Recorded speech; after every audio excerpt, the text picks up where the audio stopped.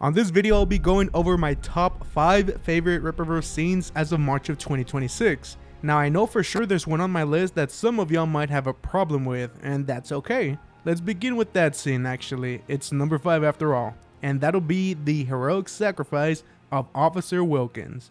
Wilkins and Ingrid are pursuing some possible leads in the aftermath of Galvin's escape and murder of the bank robber from the start of the book. And while they're in the car going to the next stop, Ingrid begins talking about how she wanted to make detective and about how other cops view Alpha Corps as freaks. During this talk, Wilkins tries to be positive and tries to cheer her up, but Ingrid snaps at him. And you can tell that the man tries to get along with everyone else, and yes, he does look a bit goofy and is a bit bumbly, but he is likable. When arriving at the next stop, Wilkins unlocks the apartment door by using his powers, revealing to Ingrid that he's an accept. And it is after neutralizing Galvin when Ingrid apologizes to Wilkins. Wilkins doesn't think too high of himself, as he says. His powers are good for like party tricks and he ranks a 2 on the Schuster scale. But Ingrid encourages the guy. Now to me, only with a few pages of Wilkins, I like the guy.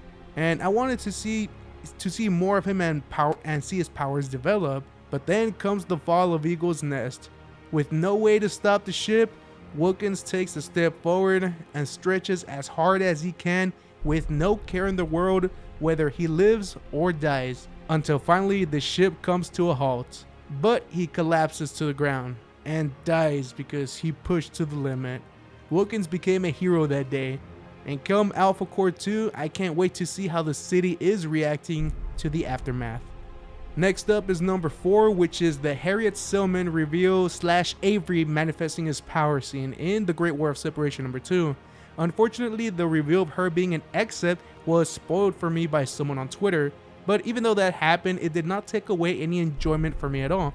Mama Selman fights this accept in the mech suit and is able to hold her own. She is one badass mom and a powerful accept. What did surprise me is that this was where Avery's powers were manifested, and I did not see that coming, and maybe I should have. Such a great scene. Next up is number 3, in ISOM number 3, when Avery / ISOM visits the parents of the victim he failed to save in ISOM 2.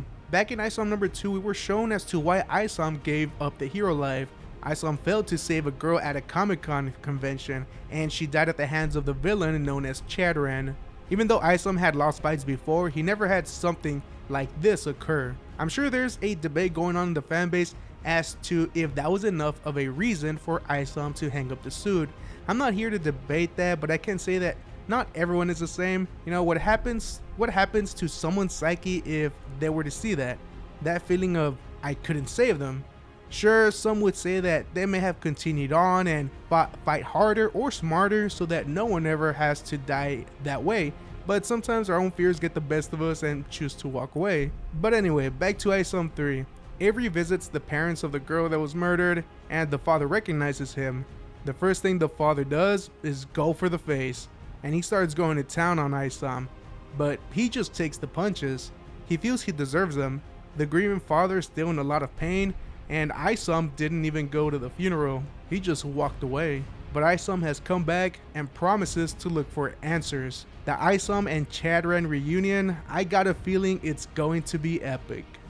Next up is number 2, Cal Buxton's true intentions in Horseman number 2. After Horseman barely escapes with his life after fighting an accept in a building in downtown Flores Park, he's badly injured but is able to change his outfit and create an alibi. He wakes up in the hospital some days later and receives some flowers from Cal. This is where Hector finally realizes what Cal's true motives are, and that is to take over the criminal operation in Flores Park. And Cal's plan worked very well. Now Cal has dirt on Hector that if Hector ever crosses Cal, he could just spill the beans on Hector regarding his vigilante activities. Cal has now become very powerful in Flores Park, but my question is, where is Darren, and will he have something to say about this? This cliffhanger has me wanting more of Horseman, and Horseman 3 will be in our hands later this year. I cannot wait for that one. And finally, number 1, Governor Sanders' speech in the Great War of Separation number 2. After the battle that took place in Flores Park, Governor Sanders gets on that podium and gives a speech of a lifetime. Chuck Dixon is a damn treasure of a writer. This speech made me want to get up and start lifting weights.